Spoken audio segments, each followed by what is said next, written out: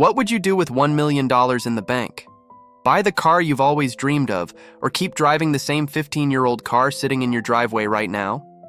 It turns out plenty of genuinely wealthy people choose the second option. And by the end of this video, you'll understand exactly why that unglamorous choice might be the real secret to building wealth that lasts. Somewhere in an ordinary parking lot, a car with over 200,000 miles on it pulls into a spot next to a brand new pickup truck. The paint is faded, one hubcap is missing, and the check engine light flickers on and off depending on the weather. Inside sits someone with $1 million sitting quietly in a brokerage account, untouched for years.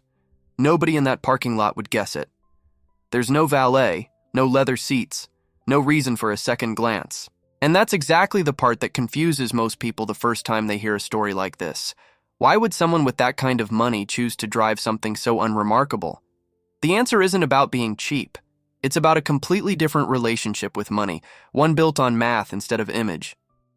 And that difference starts with a question almost nobody stops to ask. Ask most people what getting rich actually looks like, and the answers sound almost identical. A bigger house, a new car every couple of years, name brand everything. It's the version of wealth that shows up in commercials, not the version that shows up in a bank statement.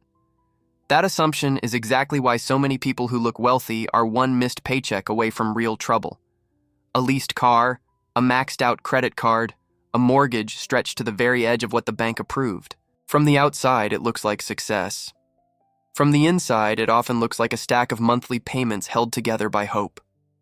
The image of wealth and the reality of wealth split apart right here, at the very first assumption most people never think to question, and once that split gets pointed out, it's hard to unsee. Here's a number that rarely gets talked about at the dealership.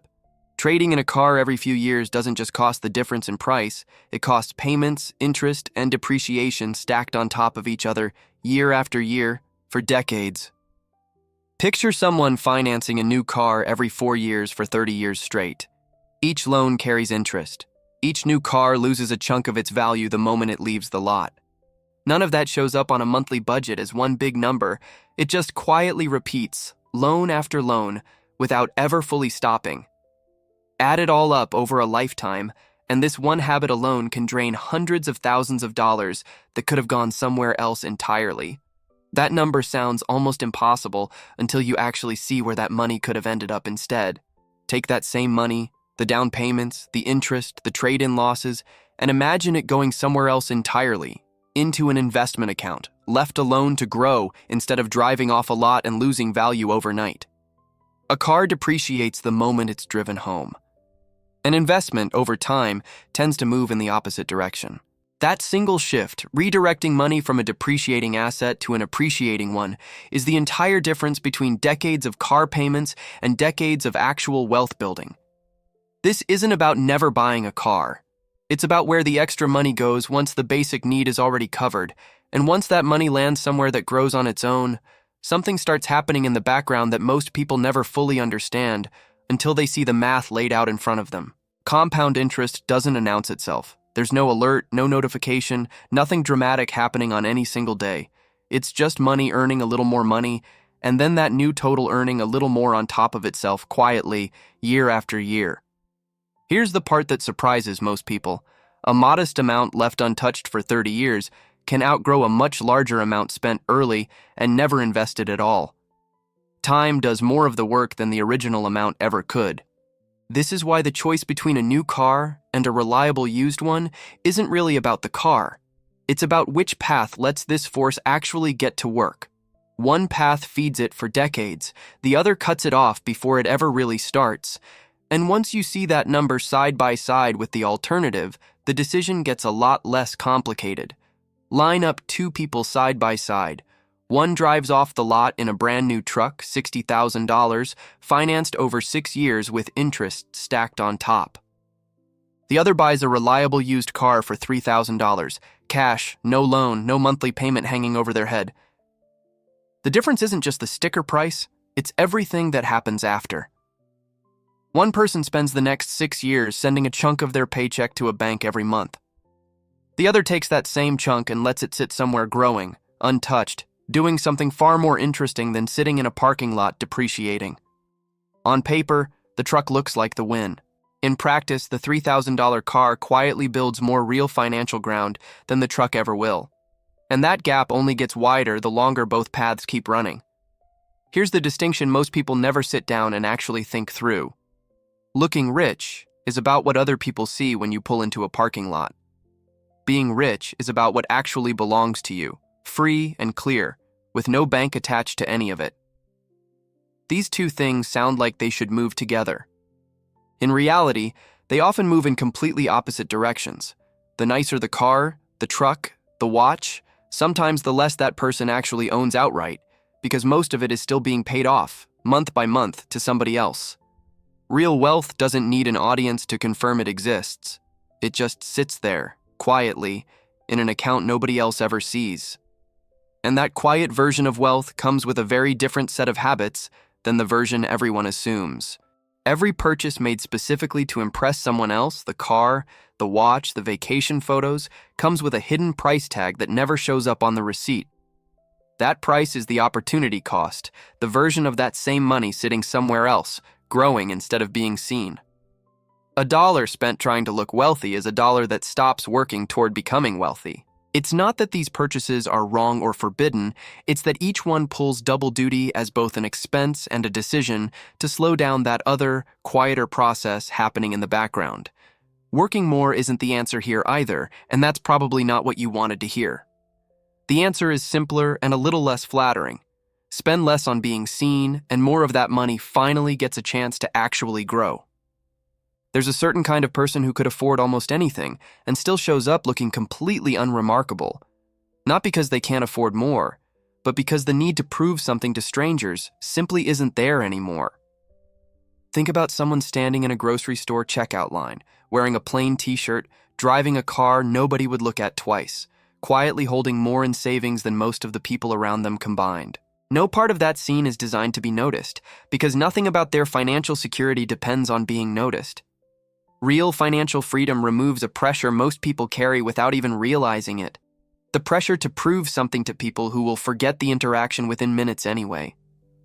Once that pressure disappears, spending habits change in ways that go far beyond just the car in the driveway. Staying quiet about money isn't just personality, and it isn't modesty either.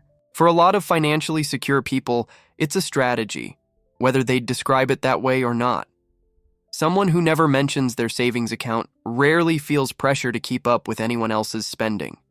There's no audience expecting the next upgrade, no comparison happening at a barbecue, no reason to justify a decision to a coworker who doesn't need to know the details in the first place.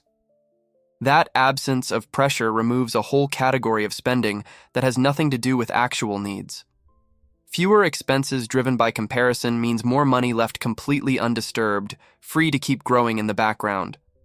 And what happens next has less to do with income and more to do with habits nobody else ever sees. Picture someone driving the same car for 3 extra years past when most people would have traded it in, skipping the kitchen renovation that would have looked great in photos but added nothing to the actual function of the house. Choosing the version of something that works over the version that impresses. None of these decisions make for an interesting story at a dinner party. There's no reveal, no applause, nothing that photographs well for anyone scrolling past. That's exactly why almost nobody adopts them, and exactly why the people who do end up somewhere very different financially, decades down the line. These habits don't look like discipline from the outside. They just look like nothing happening at all.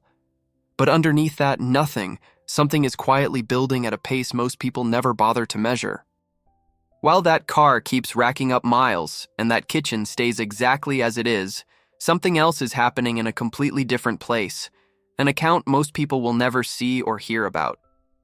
Investments sit there, compounding, adding a little more to themselves every single year, without needing a single decision to keep the process going. There's no dramatic moment where this suddenly becomes visible. No milestone party, no announcement. It just keeps happening in the background while daily life looks almost identical to how it looked 5 years earlier. Same car, same house, same unremarkable routine. That gap between what's visible and what's actually accumulating is where real financial independence gets built. And by the time it becomes obvious to anyone paying attention, the person living it has usually stopped needing anyone to notice at all. The deepest form of wealth was never going to be visible from across a parking lot. It doesn't show up in the car someone drives or the brand stitched onto their jacket. It shows up in a number that only one person ever actually sees. That's the quiet knowledge sitting underneath all of this. Money working every single day, whether or not a single other person ever finds out how much of it exists. No performance required, no audience necessary, just a slow and steady process happening completely out of view. Somewhere, right now, someone is doing exactly that. Driving something ordinary, living something ordinary, while a number in an account keeps climbing without asking for permission from anyone watching. That's the version of rich that actually lasts. Real luxury was never about the most expensive car in the parking lot. It never lived in the leather seats, the new car smell, or the way heads turn for half a second before moving on to something else entirely. That kind of luxury fades the moment the loan payment comes due. The real version is quieter than that, and a lot less photogenic. It's the peace of mind that comes from knowing your money is working for you every single day, without needing anyone's approval, without needing an audience, without needing to prove a single thing to a stranger who will forget the whole interaction by tomorrow. Wealth, the kind that actually lasts, was never a performance. It was always freedom, sitting quietly in the background, unbothered by what anyone else happens to be driving. If this kind of thinking is something you want more of, follow the channel so the next video finds you, because there's a lot more of this quiet, wealth-building mindset still to unpack. Now here's the real question. If you had $1 million sitting in the bank tomorrow, would you keep driving what you're driving right now, or would you upgrade the very first chance you got? Drop a comment and be honest about it. There's no wrong answer here.